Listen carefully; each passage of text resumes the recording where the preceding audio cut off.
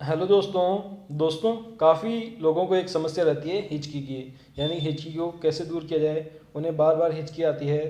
तो दोस्तों वो अपनी मीटिंग सेमिनार और काफ़ी सारे जो प्रोग्राम होते हैं उसमें अच्छे से पार्टिसिपेट नहीं कर पाते और उन्हें बहुत ही गंदा महसूस होता है, क्योंकि वो फिजिकली और मेंटली रूप से डिस्टर्ब होते हैं। तो बात करते हैं इसे कैसे रोका जा सकता है। तो इसके लिए एक घरेलू उपाय बताऊंगा दोस्तों आज। ये उपाय है, यदि हिचकी बंद ना हो रही हो तो 10 से 15 पुदीने के पत्ते को चबाएं अथवा नींबू काटकर उस पर सेंधा नमक डालकर चूसें। लाभ होगा, मतलब बेनिफिट होगा।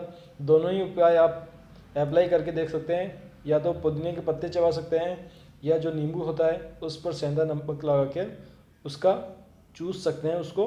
तो आपको हिचकी से फ़ायदा मिलेगा। अगर वीडियो पसंद आया दोस्तों तो प्लीज़ चैनल को भी सब्सक्राइब कीजिए दोस्तों।